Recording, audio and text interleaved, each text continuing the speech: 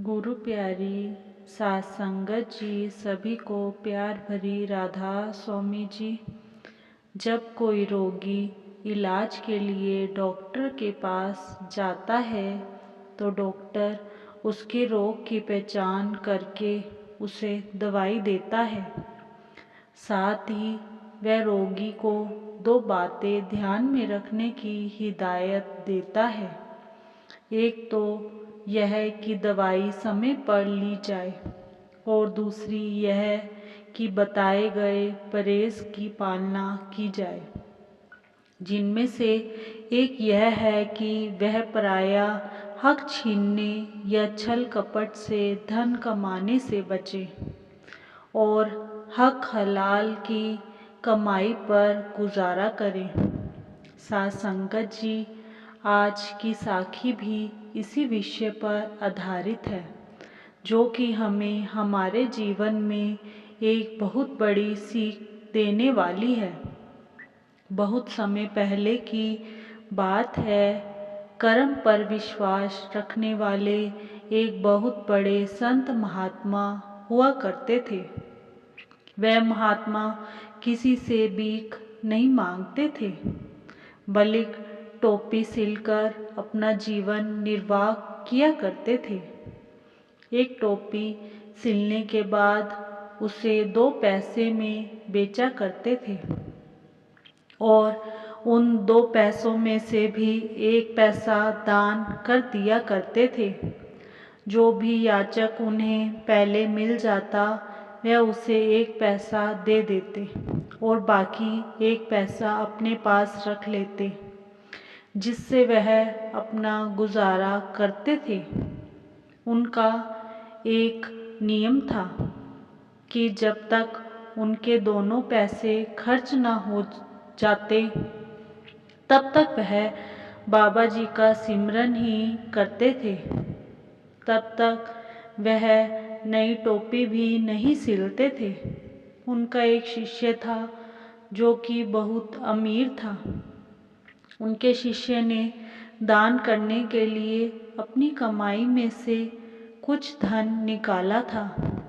एक दिन जब वह शिष्य महात्मा के पास आया तो महात्मा जी से पूछने लगा, हे गुरुदेव, मैंने अपनी कमाई में से दान करने के लिए कुछ राशि निकाली है। आप ही बताएं, मैं यह धनराशि किससे दान करूं? तब महात्मा जी ने बड़े ही सहज भाव से कहा, बेटा, जो व्यक्ति तुम्हें इस धनराशि लेने के योग्य लगे, जाते समय रास्ते में उसे एक भिखारी दिखा जो दोनों आंखों से अंधा था। अब शिष्य ने उस अंधे भिखारी को दान के योग्य समझकर एक सोने की मोहर उसे दे दी और संतुष्ट मन से घर चला गया। अगले दिन महात्मा का वही शिष्य उसी रास्ते से गुजर रहा था तो उसे फिर से वही अंधा भिखारी दिखाई दिया, जिसे उसने एक दिन पहले सोने की मोहर दान में दी थी।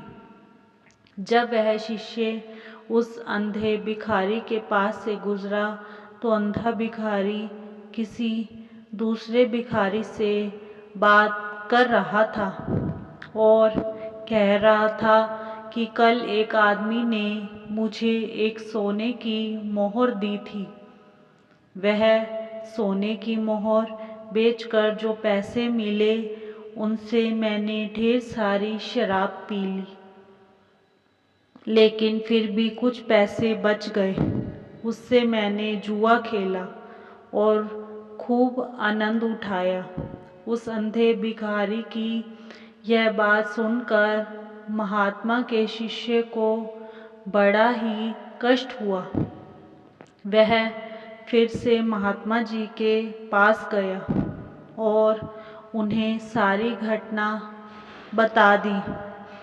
उन्होंने अपने पास से एक पैसा निकाला और अपने शिष्य के हाथ में थमा दिया और उसे कहा कि जो भी ज़रूरतमंद तुम्हें सबसे पहले मिले उसी को यह पैसा दे देना। वह पैसा उन महात्मा ने टोपी सिलकर कमाया हुआ था। शिष्य ने वह पैसा लिया और लेकर वहाँ से चला गया। रास्ते में उसे एक आदमी मिला जिसने फटे पुराने कपड़े पहने हुए थे। वह आदमी गरीब जान पड़ता था। शिष्य ने उस आदमी को महात्मा का दिया हुआ वह पैसा दे दिया।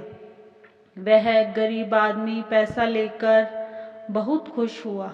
अब जैसे ही वह गरीब आदमी रास्ते पर जा रहा था, उसके पीछे पीछे वह शिष्य भी चलने लगा।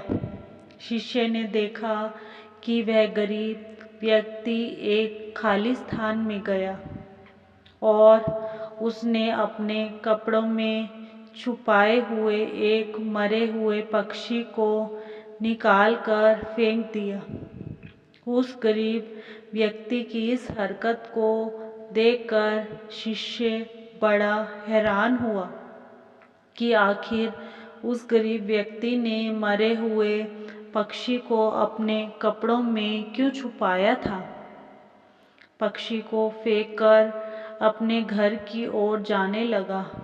तभी पीछे से महात्मा के शिष्य ने आवाज़ देकर रोका और उससे पूछा कि तुमने उस मरे हुए पक्षी को अपने कपड़ों में क्यों छुपाया था और फिर यहाँ लाकर क्यों फेंक दिया।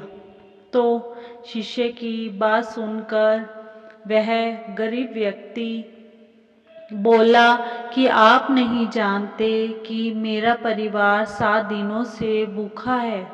7 दिनों से मैं काम के लिए भटक रहा हूँ, लेकिन मुझे कोई काम नहीं मिला।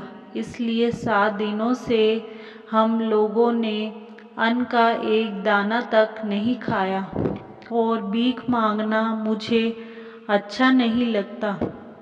इसीलिए आज जब इसी जगह मैंने इस मरे हुए पक्षी को पड़ा हुआ देखा तो लाचार होकर अपने और अपने परिवार की भूख मिटाने के लिए इस पक्षी को उठा लिया था और इसे लेकर मैं अपने घर जा रहा था। लेकिन तभी उस परमात्मा ने आपको मेरी मदद के लिए भेज दिया और आपने बिना मांगे ही मुझे पैसा दे दिया। इसीलिए अब मुझे इस मरे हुए पक्षी की कोई ज़रूरत नहीं रही।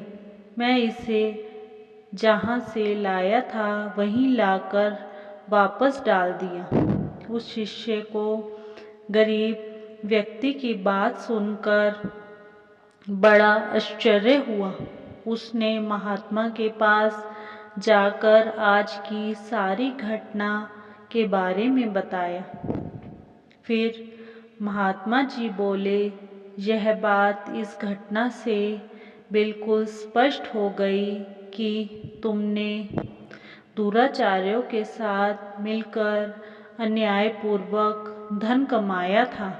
तुम्हारी कमाई नेक नहीं थी, इसलिए उस धन का दान एक दुराचारी अंधे को दिया गया, जिसने उसका प्रयोग शराब पीने और जुआ खेलने में लगाया।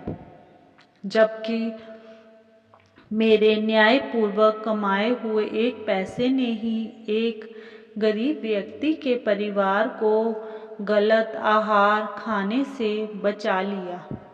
तो साध संगत जी, संत महात्माओं ने नेक कमाई की महिमा की है और इस बात पर जोर दिया है कि परमार्थ के लिए एक सच्चे साधक के लिए अपनी निजी कमाई यानी कि हक हलाल की कमाई बहुत ज़रूरी है।